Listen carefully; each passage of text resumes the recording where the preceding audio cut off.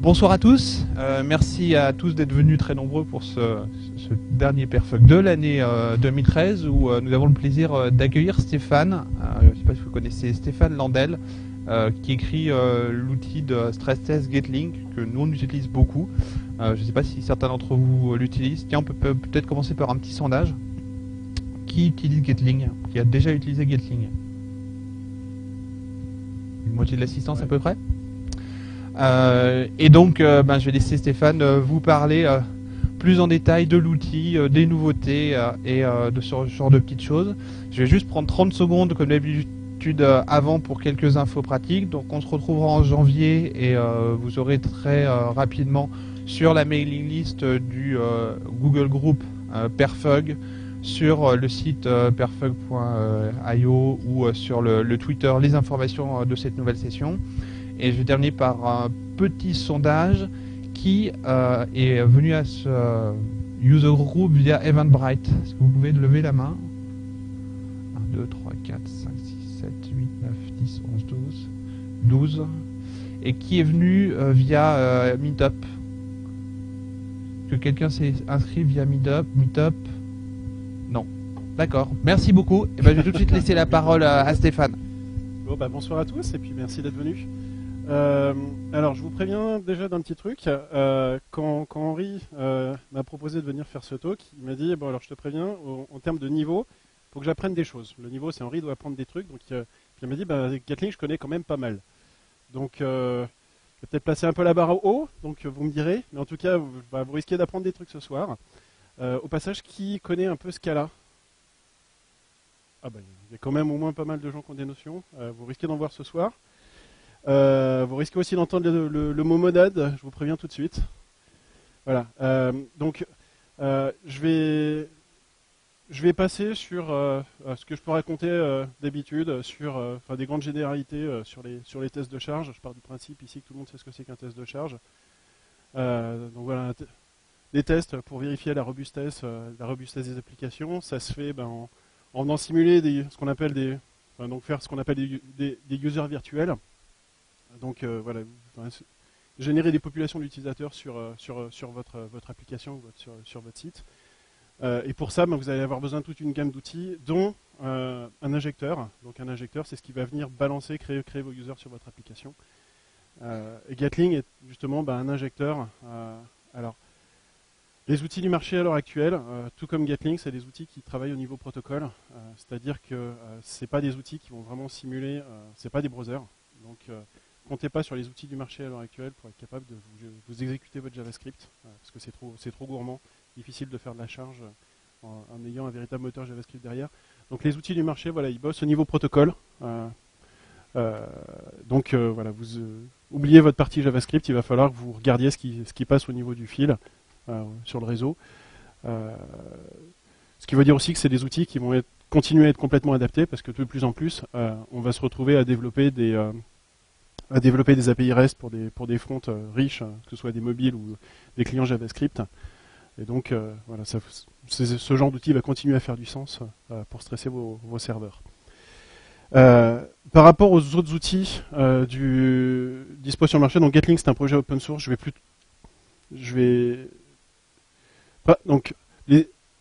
Ces injecteurs de charge, la plupart vont vous proposer une interface graphique.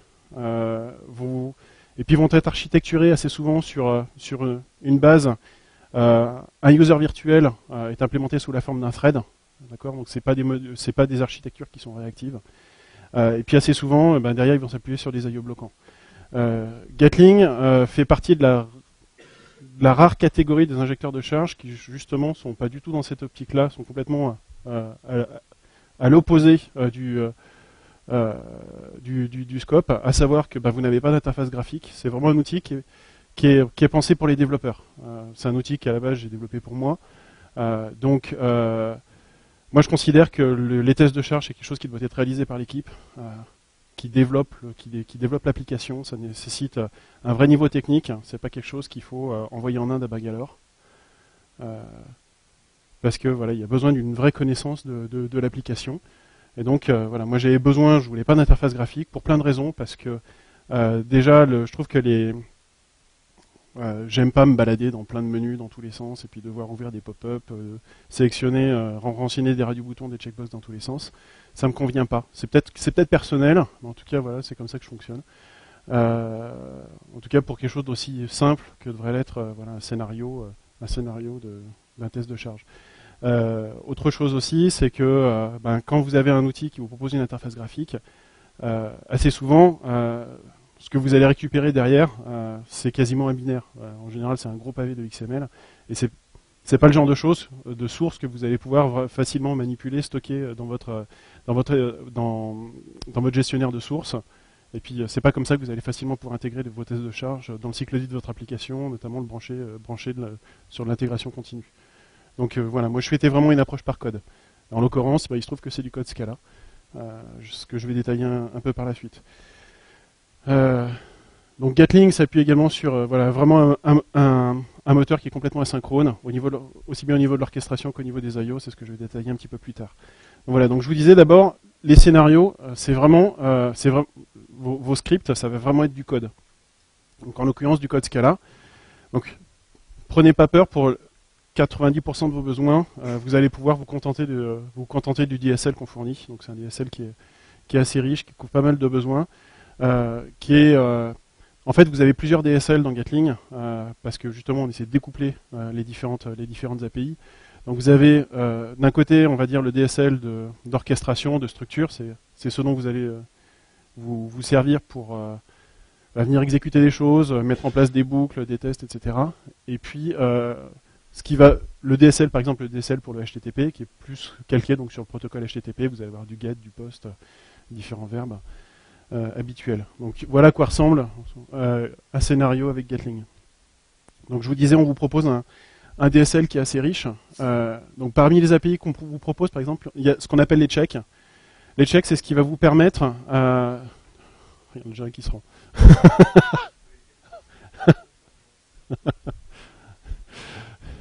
Edouard. Donc voilà, les checks, c'est ce qui va vous permettre de faire de la validation sur vos réponses en retour. C'est assez important parce que selon les applications, les développeurs respectent pas toujours la sémantique d'HTTP.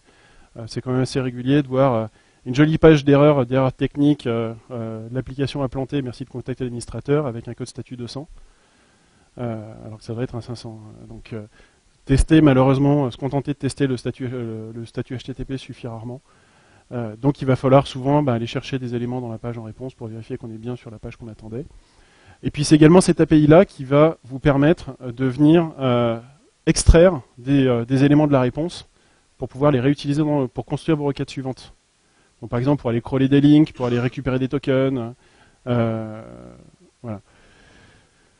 Donc vous pouvez récupérer un élément, des listes, etc. Enfin, faire plein de choses. Donc ensuite vous avez le DSL de structure. Donc c'est avec celui-ci que vous allez pouvoir construire des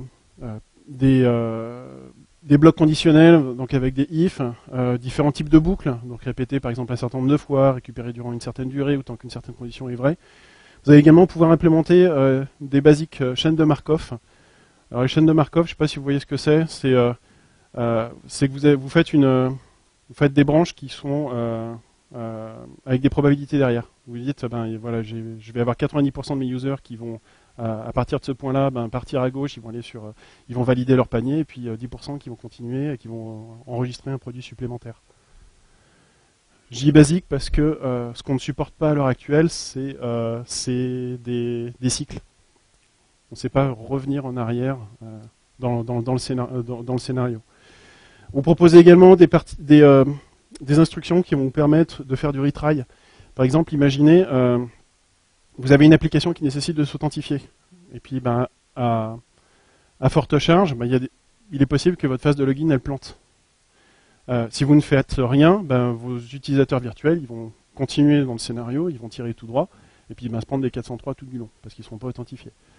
On pourrait se dire, une des solutions, ça pourrait être d'implémenter ce qu'il faut pour lui dire, il n'arrive pas à s'authentifier, tant pis, il sort du scénario.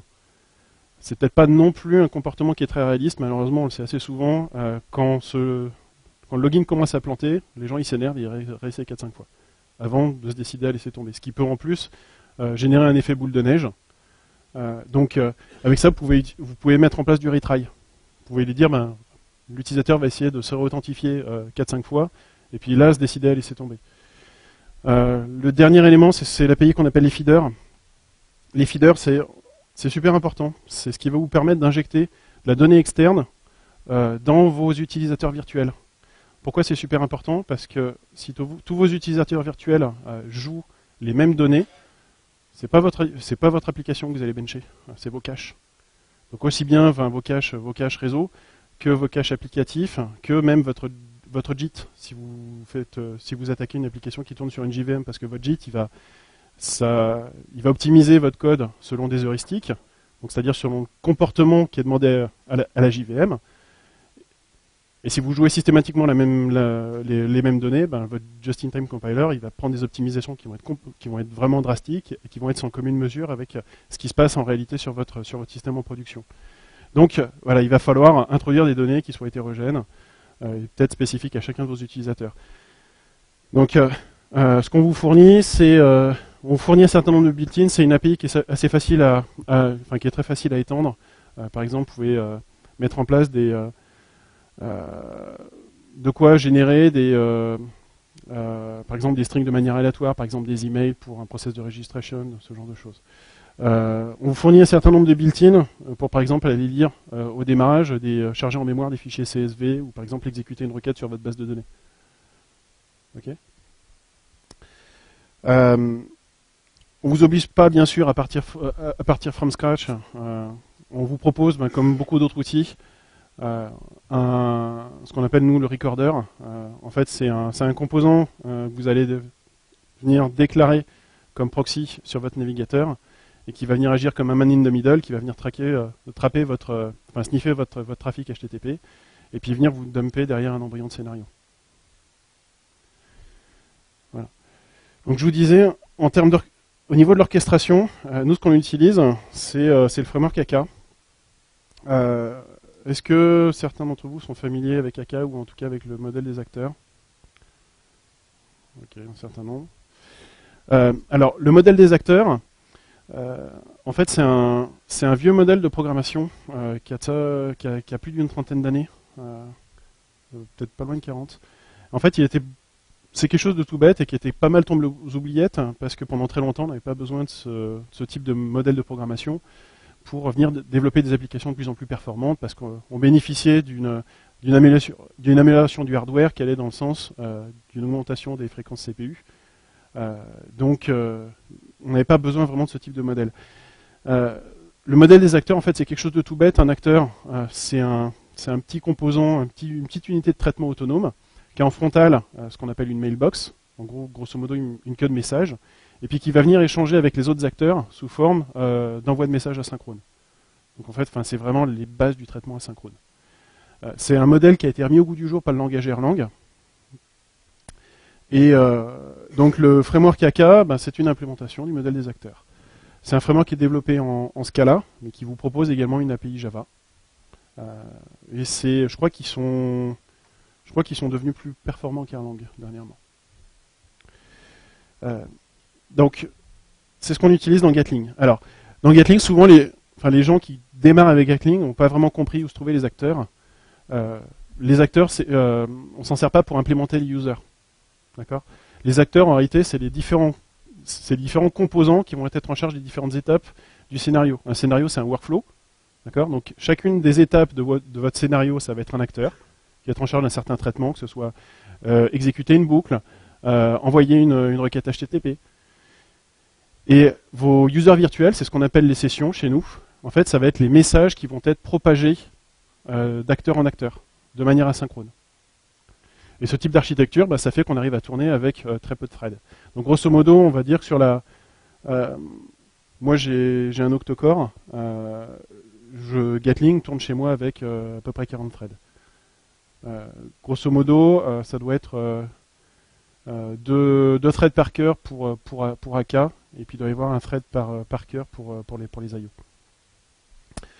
Donc, je vous disais, un scénario, c'est un workflow. Donc, vous voyez là, par exemple, j'ai un utilisateur virtuel qui est démarré. Donc, j'ai un message de type session qui est envoyé à l'acteur en charge d'une boucle de type repeat.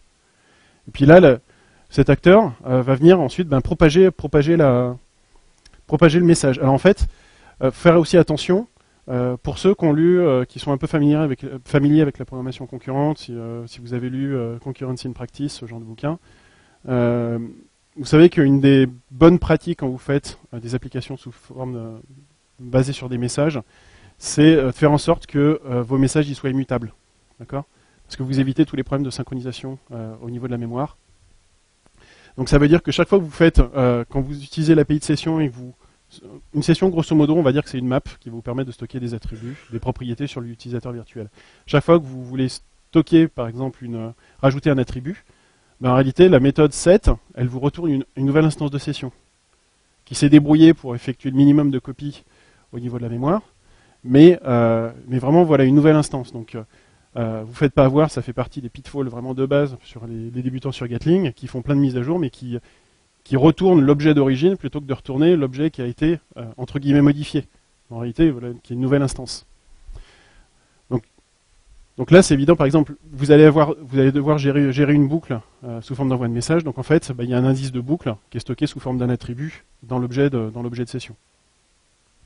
Donc j'ai cette session prime en fait qui est envoyée à l'acteur qui va être en charge de gérer l'envoi d'une requête HTTP. Je vais détailler un peu plus tard, mais donc ensuite, cette session, elle sort de la partie AK, parce qu'elle est passée à la partie IO, au framework IO. Et le framework IO viendra notifier un callback des différents événements HTTP. Donc j'ai récupéré le statut, j'ai récupéré différents chunks de la réponse. Et puis une fois que la réponse est complètement arrivée ou qu'elle a planté, je continue le traitement et là j'envoie la nouvelle session un nouvel handler qui lui va être en charge de réaliser tous les traitements sur la réponse, donc notamment les checks. Et puis ensuite, je retourne dans ma boucle, et puis mettons que ma boucle est finie, ça y est, j'ai mon utilisateur qui ressort du scénario. D'accord ? Donc pensez vraiment que voilà, un scénario, c'est un workflow. Au niveau des I/O, évidemment, on n'utilise pas des I/O bloquants. Ça serait assez idiot d'utiliser un moteur d'orchestration asynchrone et puis d'utiliser des I/O bloquants. Donc nous, ce qu'on utilise à l'heure actuelle, c'est le framework Netty. Je ne sais pas si vous connaissez. Alors, en fait, on a tout ce qu'il faut dans le JDK depuis Java 5 pour faire des I/O non bloquants à travers le package NIO. En fait, ce qu'il y a dans ce package, c'est quand même très bas niveau. Donc, c'est pas accessible aux communs des mortels. Et puis, autre chose aussi, c'est que là, vous tapez vraiment dans les couches profondes. Enfin, vous tapez dans du natif. Qu'il a fallu attendre un certain temps pour que les implémentations derrière sur les différentes JVM, les différents OS commencent un peu à se stabiliser. Et il y a encore des bugs assez sympas. Donc Netty fait partie de ces frameworks un peu plus haut niveau. Nous, en fait, on ne tape pas à l'heure actuelle directement sur Netty, on tape sur une couche d'abstraction qui s'appelle Async HTTP Client, qui permet qui fournit une API vraiment orientée client, un peu plus haut niveau, qui vous permet d'utiliser Netty ou Grizzly comme votre moteur en dessous. Gatling, on vous propose aussi pas mal d'extensions. Donc, par exemple, on vous propose un plugin Maven pour pouvoir lancer Gatling depuis Maven. On travaille également en ce moment sur un plugin SBT. Puis vous allez vous trouver, dans la communauté, vous allez trouver pas mal de plugins pour d'autres outils de build, pour du Gradle, pour du Lightning Gun. Voilà, pas de honte. On vous propose également un archetype Maven. Ça, l'intérêt, c'est de pouvoir construire un projet Gatling, Scala Gatling, et pouvoir l'intégrer dans votre IDE. Et donc comme ça, vous allez pouvoir développer vos simulations en vous appuyant sur toutes les facilités de l'IDE, la compression automatique, la coloration syntaxique, etc. On propose également un plugin Jenkins qui vous permet de faire un peu de test en tendance, de suivre de build en build l'évolution de certaines métriques. Et puis on vous fournit également un plugin Graphite. Graphite, vous connaissez un peu ou pas? Oui, quelques-uns. Graphite, c'est ça. Graphite, en fait, c'est un... Ouais, désolé, il faudrait éteindre. Alors, Graphite, c'est un outil de dashboard. Donc, c'est un truc c'est développé en Python. Donc, c'est un ça écoute sur du TCP ou de l'UDP, vous lui envoyez des clés valeurs. Et vous pouvez derrière construire, donc ça vous stocke vos clés valeurs dans un système de fichiers, dans une base de données fichiers. Et puis derrière, vous pouvez construire vos dashboards, vos différentes métriques. Ça vous permet également, sur la base de métriques que vous avez envoyées, vous pouvez faire du calcul mathématique, donc notamment des calculs d'intégrales ou de dérivées. Par exemple, vous envoyez un nombre de comptages et vous en déterminez un nombre de requêtes par seconde. Ça, c'est une dérivée.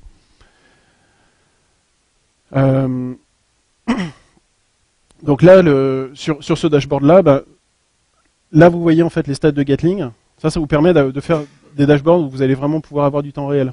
Et puis donc, vous pouvez mettre en place, sous forme de briques open source, tout un tas d'outils qui vont venir pomper des métriques un peu partout dans votre système, comme par exemple aller pomper des données sur votre GC ou des informations sur votre JVM, et puis venir aller les balancer là-dedans. Et comme ça, vous pouvez vous construire un dashboard en ayant une vue d'ensemble de votre système, donc non seulement de l'injecteur, mais également du système sous stress, et avoir donc une vue consolidée en temps réel de ce qui se passe, et être capable de facilement faire de la corrélation avec, par exemple, une dégradation des temps de réponse que vous observez du côté de l'injecteur avec, mettons, du GC sur votre JVM. Je vais vous parler un peu de Gatling 2, enfin un peu, beaucoup. Alors, Gatling 2, on a commencé l'année dernière, enfin non, au début d'année. En fait, Gatling, on l'a développé en Scala. Pourquoi est-ce qu'on s'est lancé sur du Scala d'ailleurs? Parce que je m'intéressais pas mal au modèle des acteurs. Je trouvais que c'était une très bonne solution. Parce que justement, moi, je voulais monter une solution qui sort du modèle un user sous la forme d'un thread. Et donc je m'intéressais au modèle des acteurs. Et après avoir benché différentes implémentations, AK était vraiment la plus performante à tourner en tout cas sur la JVM. D'accord, je voulais pas partir sur de l'Erlang parce que ça allait freiner l'adoption de l'outil.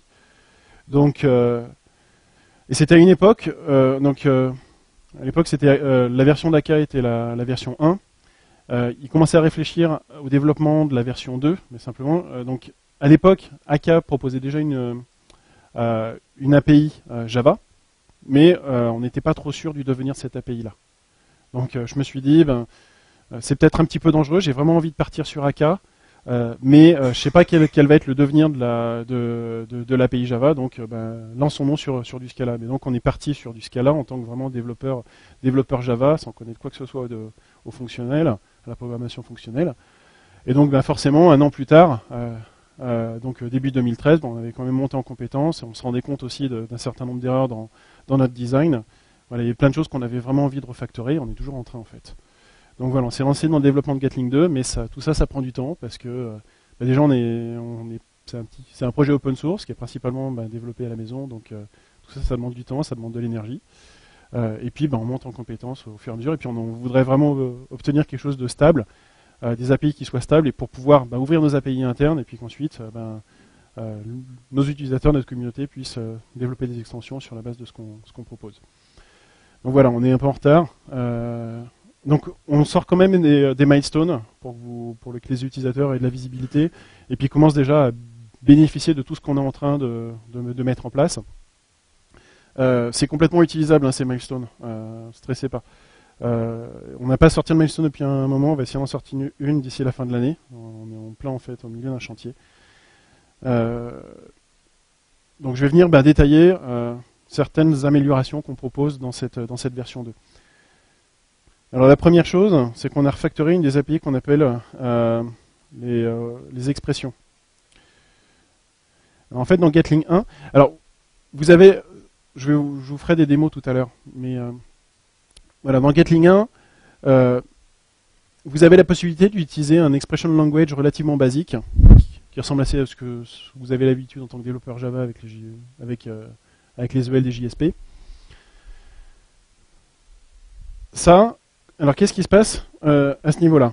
En fait, cette méthode-là, elle n'attend pas une string en entrée. Elle attend un autre type qui se trouve être une fonction. D'accord? En l'occurrence, c'est une expression de session vers string. Donc, j'ai un utilisateur, les données d'un utilisateur virtuel, d'un message qui va venir arriver à cette étape-là du workflow, pour venir générer une string qui va être l'URL que je vais vouloir venir attaquer avec mon get. D'accord? Donc, comment est-ce que ça fonctionne pour que cette méthode-là get, elle attend quelque chose qui est une expression. Comment est-ce que ça arrive à compiler alors que je lui passe une string? En fait, dans ce cas-là, vous avez ce qui s'appelle les conversions implicites. Sur un certain nombre de règles, vous placez à un certain endroit une méthode de conversion qui va pouvoir venir faire la conversion pour vous et vous rajoutez en fait au niveau du code généré, du code compilé, la méthode de conversion.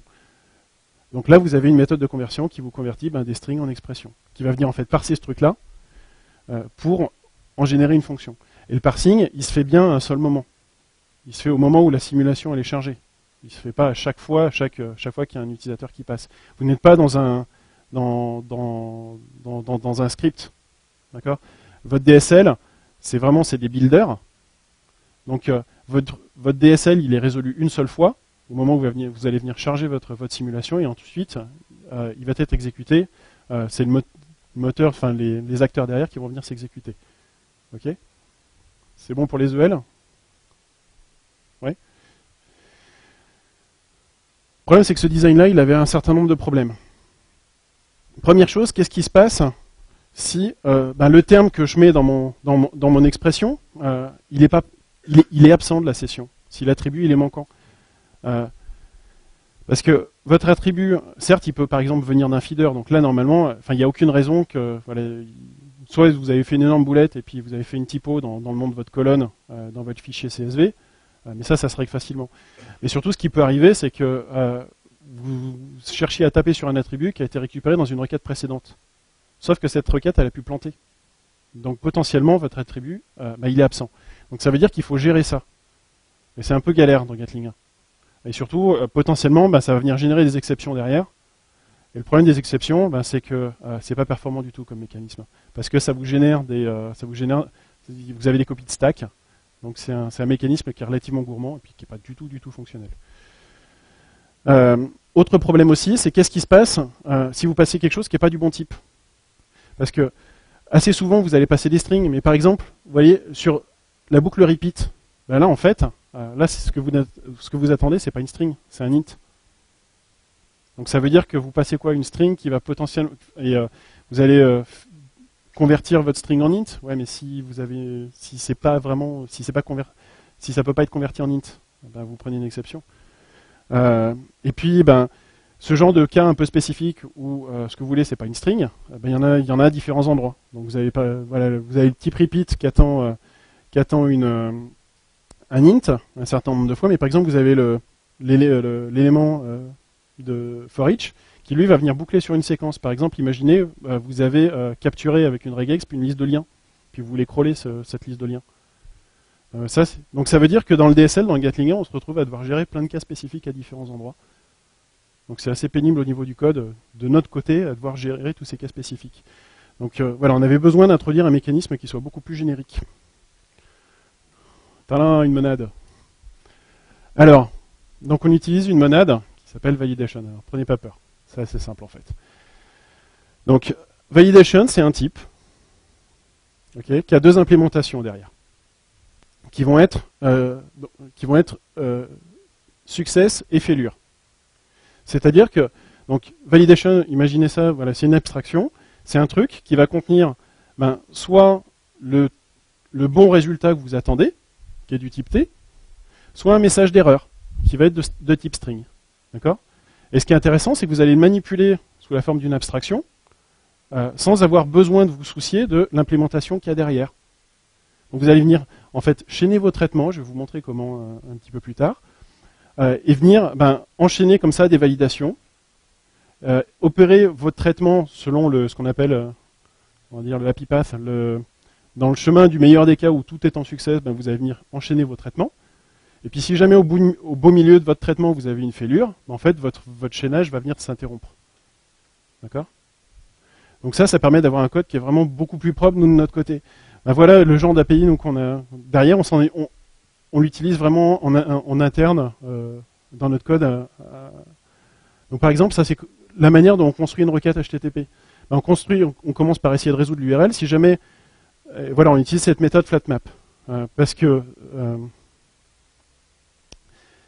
flatmap,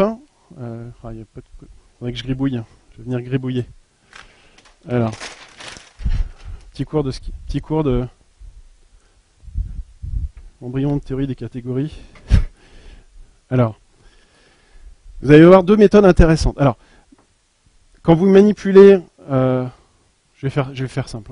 Grosso modo, une monade, c'est un type de conteneur. D'accord? Donc vous avez un conteneur, on va dire votre validation, qui contient un T. Map, donc ça, on va dire ça c'est mon conteneur. J'ai un conteneur de T. Map, c'est une opération qui prend un T et puis qui va retourner autre chose. Donc quand vous appliquez map sur un conteneur de T, vous vous retrouvez avec un conteneur de A. Map, vous transformez le contenu du conteneur. D'accord? Flat map, ça prend un T en entrée et ça retourne un nouveau conteneur. Et donc là, pareil, quand vous appliquez flat map, ben, sur un conteneur de T, vous vous retrouvez avec un nouveau conteneur de A. Donc là, c'est quoi l'idée? C'est que chacune de ces opérations, elle est susceptible de planter. Elle prend en entrée le résultat de la précédente si tout s'est bien passé. Donc là, par exemple, ici, c'est l'URI. Et puis ensuite, à chaque fois, en fait, c'est on va dire, c'est des request builders. Et à chaque fois, cette étape-là, elle prend le résultat de la précédente si tout s'est bien passé. Okay? Donc ça veut dire que chacune de ces étapes-là, ben, ça prend en entrée, on va dire, un request builder, et puis ça retourne un validation de success builder.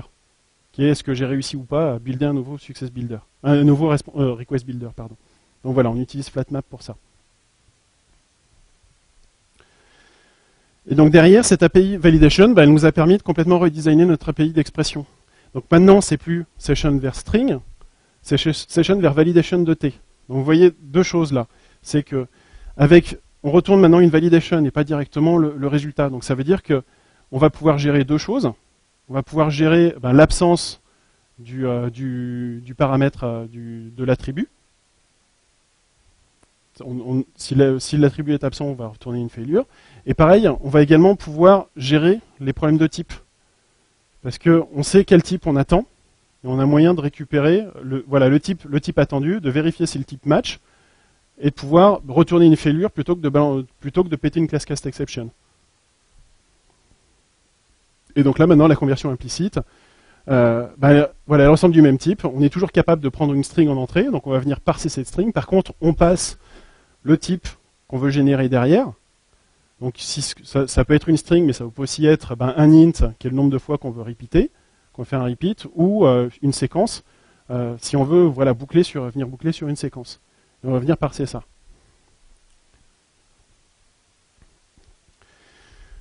Donc en fait, donc maintenant, pour récupérer un attribut, vous avez trois façons. Vous avez la méthode la plus bourrine mais dangereuse. Donc vous utilisez donc session foo et puis ensuite vous dites, vous passez le type vous passez la clé et derrière donc vous récupérez un attribut. Et derrière vous expliquez comment est-ce que vous voulez extraire le contenu de cet attribut. Méthode numéro 1, la plus bourrine, vous utilisez as. Donc là, ça fonctionne comme à l'ancienne, c'est-à-dire que si jamais l'attribut est absent, vous allez vous prendre une exception. Et si jamais l'attribut n'est pas du bon type, vous allez prendre une class cast. D'accord? Deuxième façon, une autre monade, option. Option, c'est ce que vous allez voir débarquer dans Java 8, sous forme un peu plus light, qui s'appelle optional. D'accord? Ça vous permet de modéliser la présence ou l'absence de quelque chose. Et d'arrêter de vous prendre la tête avec des null pointer exception. Parce que là, maintenant, le fait que quelque chose peut ne pas être défini, peut-être manquant, c'est explicite. Okay? Donc là, vous utilisez asOption, ça va vous retourner une option. Donc là, ça veut dire que cette méthode-là, elle va convenablement vous gérer l'absence potentielle de l'attribut. Par contre, vous allez quand même vous prendre des class cast exception si jamais les types ne matchent pas. Et donc la méthode la plus fonctionnelle, celle que nous on préconise, et la plus safe, c'est d'utiliser validate, qui va vous retourner une validation. Alors si vous êtes sûr à 100% de vos types, le asOption peut vous convenir. Hein. C'est à vous de voir, mais voilà, on vous laisse le choix. À partir de là, on a également refactoré l'API de templating. Alors pourquoi est-ce que vous pourriez avoir besoin de faire du templating dans Gatling? Principalement pour envoyer des bodies. Donc que ce soit des... imaginez par exemple vous faites du SOAP, ou alors vous faites des API REST, vous avez un body de JSON à envoyer. Et donc vous avez besoin d'un moteur de templating parce que ces bodies, il y a des chances qu'ils ne vont pas être écrits en dur, mais vous allez vouloir les rendre dynamiques. Et donc injecter de la donnée dedans. Comment est-ce qu'on faisait ça dans Gatling 1? Eh ben, grosso modo, un body c'est une session, c'est une expression. Ça prend une session en entrée et puis ça retourne une string. Donc vous pouviez tout à fait déjà utiliser cette API-là. D'accord? En utilisant également les expression language. L'autre manière qu'on proposait aussi, c'était un moteur qui s'appelle Scalate, qui propose ce qu'ils appellent les SSP, les Scalate Server Pages. En gros, imaginez grosso modo vos JSP. Je vais venir... Donc ce moteur-là, c'était bien parce qu'il permettait d'implémenter des logiques assez complexes. Si vous aviez des boucles, par exemple, dans votre template, ou des tests assez complexes avec des ifs, ce genre de choses. Ce qu'on ne propose pas de faire avec notre expression language. Il est très basique. Il n'a pas vocation à être plus complexe que ça, de toute façon. Gros inconvénient, c'est que ce truc-là, comme votre moteur JSP, vous avez besoin d'un compilo derrière. Donc en l'occurrence, il fallait embarquer le compilo Scala, et puis compiler en tâche de fond. Donc même si ça faisait du caching, la première fois que vous compiliez vos fichiers SSP, derrière il fallait les compiler en point. Alors, ça se faisait en plusieurs étapes, parce qu'il fallait les compiler en point. Ils étaient compilés en point Scala, et ensuite compilés en point class, et puis ensuite chargés dans un class loader. Donc bonjour l'overhead. Autre chose aussi, c'est que il fallait apprendre la syntaxe de SSP. Et puis, c'était assez galère de venir brancher notre API de session sur cette API-là. Parce que forcément, SSP, ça ne parlait pas nativement de notre API de session. Donc il fallait venir déclarer explicitement quels étaient les attributs qu'on voulait récupérer dans la session pour venir aller passer au template. Et donc, Gatling 2 utilise et compilé, exploite Scala 2.10, à la différence de Gatling 1 qui est sur du Scala 2.9. Donc on bénéficie de beaucoup de nouveautés dans Scala 2.10. Donc on s'est dit, mais est-ce qu'on a besoin de quelque chose d'aussi compliqué? Pas forcément. Donc ce qui est sûr dans Gatling 2, on garde la possibilité d'utiliser des expression language. D'accord? Vous écrivez simplement votre string, et puis vous collez des petits blocs de L dedans, et ça marche très bien, et Gatling a toujours su le faire. Vous voyez d'ailleurs au passage, pour ceux qui ne connaissent pas Scala, un des petites nice features, mais super intéressantes, quand vous utilisez des triple quotes, ça vous permet deux choses. Ça vous permet de définir une string multiligne, et en plus de ne pas avoir besoin d'échapper le contenu de votre string. Donc notamment les double quotes. D'accord? Vous n'avez pas besoin d'aller coller backslash un peu partout. Coller un bloc de JSON dans du Scala, c'est immédiat. Malgré toutes les doubles quotes. Vous collez ça entre triple quotes, CTRL-C, CTRL-V, et ça y est, c'est bon, ça compile. Il n'y a pas besoin de venir escaper. Pareil pour des expressions régulières, c'est ce qu'on va le faire pas mal tout à l'heure, où par exemple vous cherchez à capturer des liens. Des liens, forcément, il y a des doubles quotes dedans. Ok. Ce qu'on vous propose comme nouveauté, c'est il y a certaines personnes qui ont vraiment besoin de venir extraire ces bodies, même définis sous forme d'expression language, venir les extraire dans des fichiers. Donc maintenant, c'est quelque chose qu'on supporte. Donc tout ça, franchement, c'est assez simple, ça marche bien. Par contre, c'est pas très pratique pour venir implémenter des logiques assez complexes. Si vous avez besoin d'avoir des boucles ou des tests dans vos bodies. Donc, petite réflexion, mais au fait, pourquoi est-ce qu'on a besoin de templates qui ne soient pas en Scala? Parce que déjà, franchement, on n'est pas dans le monde des JSP, ni dans le monde Java. Donc, je vous disais, on a en Scala des strings multilignes, aucun souci. Et puis en plus, on a depuis Scala 2.10 ce qui s'appelle des macros. Les macros, c'est quoi? C'est des instructions que vous allez coller dans votre code qui va venir retravailler votre code. En fait, au moment où une macro va être compilée, l'appel à une macro va être compilé, la macro a connaissance de l'AST, c'est-à-dire de l'arbre d'instructions qu'il y a autour d'elle. Et donc ça lui permet d'aller récupérer des éléments autour et de venir compiler du code en fonction de ce qu'elle va trouver autour. Par exemple, une macro qui est très basique, c'est l'interpolation de string en Scala. En fait, vous préfixez votre string avec un S. Derrière, vous utilisez des $, et puis vous collez un nom de variable. Et ce truc-là ne compile pas si jamais la variable foo n'est pas définie dans votre code, n'est pas visible. Donc là, le compilo est capable de vous dire tout de suite, voilà, si vous avez une variable qui est manquante, si votre variable n'est pas définie. Donc on va pouvoir exploiter ça pour venir construire nos templates de manière beaucoup plus sûre. Alors comment est-ce qu'on va faire? Donc là j'ai défini mon template, d'accord? Donc là c'est un template, là pour le coup ça c'est pas de l'expression language de Gatling, c'est vraiment c'est du pur Scala avec de l'interpolation de string de Scala. Donc là ce dont j'ai besoin maintenant c'est de trouver ces variables foo et bar. Donc j'ai toujours besoin que le template que je passe ça soit une expression de string, d'accord? C'est la signature qui est attendue par ma méthode. Donc l'expression, rappelez-vous, c'est un truc qui prend en entrée une session et qui va devoir retourner une string, qui est exactement ça. Donc là mes entrées et sorties elles sont bonnes. Il me reste encore à récupérer la variable foo et la variable bar. Alors en fait, expression, rappelez-vous, ça retourne validation. Ça retourne validation de string, ça ne retourne pas directement une string. Alors qu'est-ce qui se passe? En ce cas-là, vous avez une instruction qui s'appelle la for comprehension. Imaginez ça comme une super boucle for qui vous permet de faire des boucles imbriquées. Donc vous n'avez plus besoin de faire for i, blablabla, et dedans de faire une deuxième boucle for j, etc. Ça tient dans une seule instruction, cette boucle imbriquée. C'est également utilisable pour autre chose que des collections. Il y a plein de choses qui sont itérables en réalité. Par exemple, option est itérable. Vous avez deux propriétés qui sont optionnelles et vous voulez réaliser un traitement que si les deux sont effectivement renseignés. Donc vous faites un for la première, la deuxième, et à ce moment-là, fait un traitement. D'accord? Et ça fonctionne, en réalité, ça fonctionne avec toutes les monades. Alors, en fait, ça fonctionne avec tout ce qui a des méthodes map et flatmap. Ok. Et puis derrière, ce qui est aussi très fort avec l'instruction for de Scala, c'est que votre boucle for, elle peut vous produire un résultat. C'est-à-dire que à chaque itération, je vais lui dire yield, sors-moi quelque chose. Et le type de retour correspondra au type de monade que vous aviez en entrée. Donc là, dans ma boucle for, je vais venir faire un validate. Je vais récupérer avec validate mon attribut foo. Donc là, je récupère une validation de string, que je vais venir chaîner avec une deuxième validation, récupérer l'attribut bar.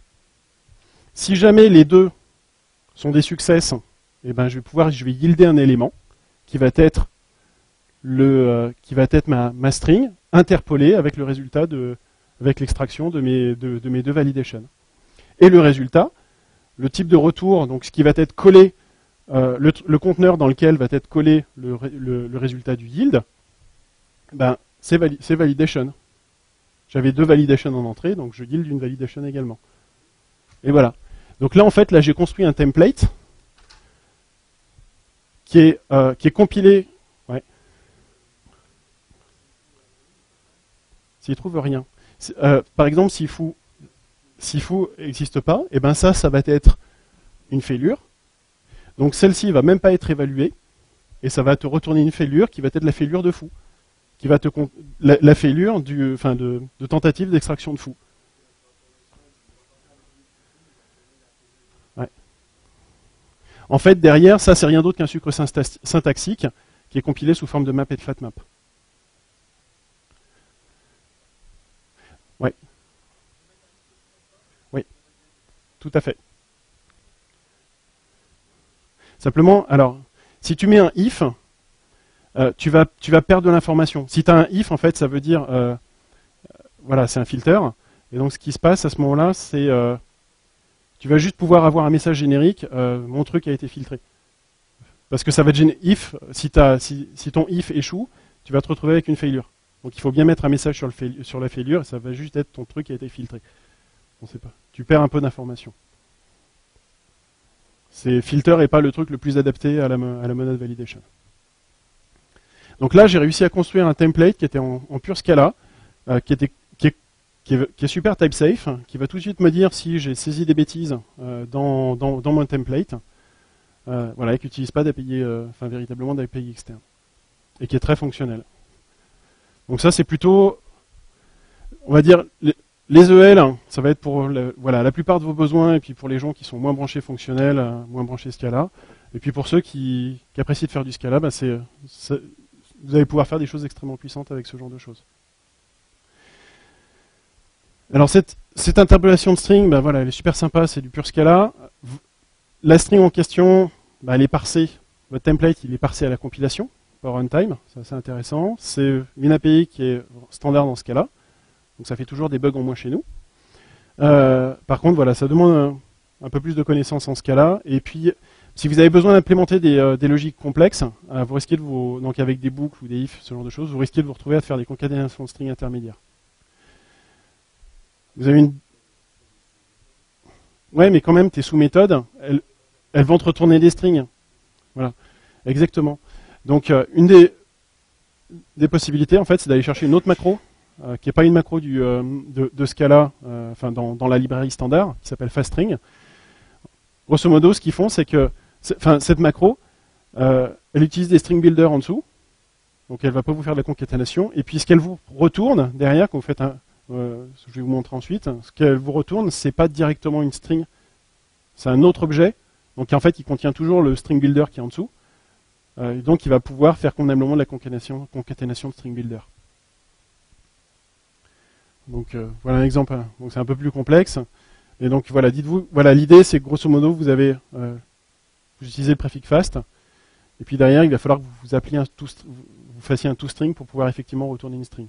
Donc derrière vous allez pouvoir faire des phases dans des phases dans des phases dans des phases, un peu comme vous voulez, sans avoir un overhead du fait de la concaténation des strings intermédiaires.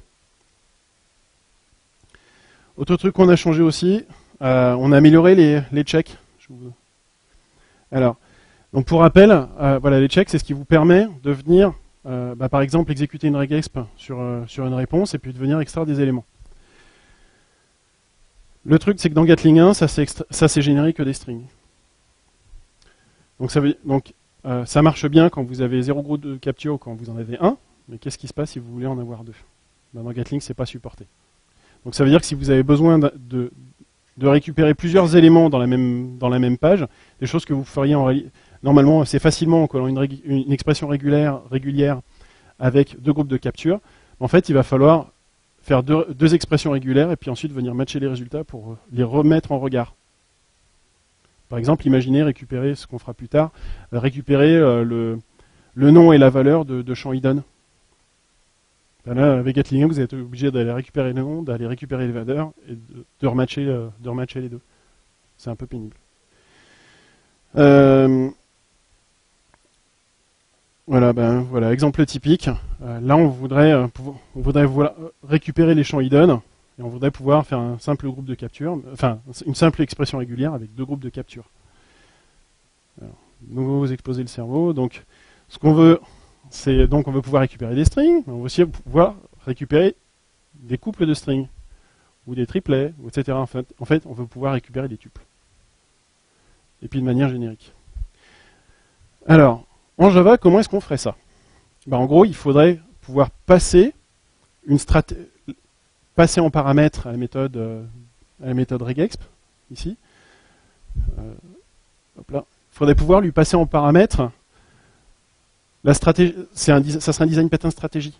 Vous passeriez en paramètre la stratégie qui permet d'extraire un couple de strings ou d'extraire un triplet, etc. D'accord ? Donc vous auriez besoin d'un paramètre additionnel pour dire, voilà, je veux récupérer des couples. Ok ? Et puis en plus, il faudrait passer la bonne stratégie qui corresponde au type que vous allez vouloir attendre en retour.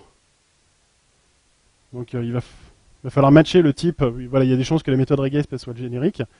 Et puis il va falloir lui passer une stratégie en paramètre. En ce cas-là, vous avez moyen de faire beaucoup plus choux que ça. Enfin, en fait, le principe est exactement le même. Simplement, vous allez utiliser ce qu'on appelle des type classes. Donc, même principe. Je veux chercher à passer une stratégie. D'accord ? C'est ce qu'on appelle les groupes extracteurs. Et puis, c'est typé parce qu'on va passer le type. Est-ce qu'on veut une string ? Est-ce qu'on veut un couple ? Est-ce qu'on veut un triplet ? Etc. Simplement, on va vouloir le passer de manière implicite. On voudrait pouvoir éviter d'avoir à dire explicitement attention, là je vais vouloir... on va déjà devoir passer explicitement dans le type qu'on qu'on veut récupérer un couple, on ne veut pas en plus devoir se taper le fait de devoir passer la stratégie de manière explicite. Donc, comment est-ce qu'on fait ça? Mais en fait, ce cas-là, pareil, encore des règles de résolution d'implicite, de la même manière que pour les méthodes de conversion tout à l'heure. Là, en fait, il va regarder, il va voir, tiens, j'ai cette méthode-là dans mon code qui attend un groupe extracteur de T. Est-ce que j'ai quelque part sous la main un extracteur de T? Si j'en ai un, et qui est défini sous forme qui est défini en tant qu'implicite, eh ben, je vais automatiquement venir le récupérer. En gros, ça vous permet, à partir du moment où vous les placez aux bons endroits dans votre code, ces trucs-là, ça vous permet de passer des stratégies par défaut sans avoir besoin de les expliciter. Donc vous allez vous retrouver avec ce genre de choses. Alors le mot clé n'est pas tout à fait, c'est pas regexp pour l'instant. On a été obligé de changer un autre parce que pour l'instant on laisse le regexp habituel qui vous permet de, sans avoir besoin de spécifier quoi que ce soit, que vous récupériez soit l'expression complète, soit juste un élément. On le changera peut-être, on n'est pas encore trop sûr. Mais si on le change, il va falloir vous mettre à taper regexp de string. Et donc là, avec ça, vous voyez, je précise juste regexp, le type que je vais produire en retour. Je passe mon expression qui va contenir deux éléments. Et derrière, je n'ai pas besoin d'aller spécifier le groupe extractor parce que le compilo a su le trouver tout seul comme un grand. Si par contre, vous voulez overrider l'extracteur pour X raisons, soit parce que par exemple on a un bug et vous voulez le corriger dans votre coin, ou parce que vous voulez faire des choses un peu farfelues, rien ne vous empêche de le repasser de manière explicite, de passer le vôtre. Ok? Donc ça permet de faire des API qui soient assez light, avec tout un ensemble de comportements par défaut. Ce principe-là, on l'a étendu à d'autres choses. Donc il y a également des regexp sur les headers. On propose également ce qu'on appelle le JSON path. JSON path, pardon. C'est une API, c'est une syntaxe qui ressemble assez à XPath, mais adaptée du JSON. D'accord? Donc ça, si vous manipulez des flux JSON, je vous conseille vraiment d'utiliser ce genre de choses. C'est assez pratique, plutôt que des regexp. Et puis le truc, c'est que dans du JSON, on veut pouvoir, jusqu'à présent, ce qu'on permettait d'extraire, c'était des strings. Mais potentiellement, ce que vous voulez, ça peut être des int, ça peut être des longs, ça peut être des doubles, ça peut être des floats, ça peut être des strings, voire ça peut être des objets ou des arrays. Donc là, vous allez pouvoir spécifier le type de ce que vous cherchez à extraire. On vous force pas pour vous, on fait pas un gros toString comme on le faisait jusqu'à présent. Et puis vous vous retrouvez avec une string alors vous attendiez un long et que vous êtes obligé de refaire la conversion vers du long. On n'est pas tout à fait sûr si on va faire ce genre de choses pour le XPath ou les sélecteurs CSS. Autre nouveauté, alors ça c'est la feature sur laquelle on est en train de bosser depuis quelques temps et qui nous prend un peu du temps. C'est la récupération automatique des ressources d'une page.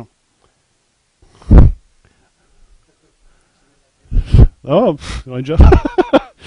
Alors, c'est quoi l'idée? C'est que jusqu'à présent, Gatling ne parse pas votre HTML pour vous récupérer automatiquement pour vous un certain nombre de ressources statiques.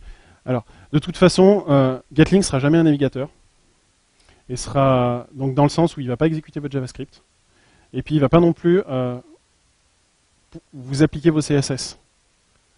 C'est-à-dire que quand vous récupérez une CSS, imaginez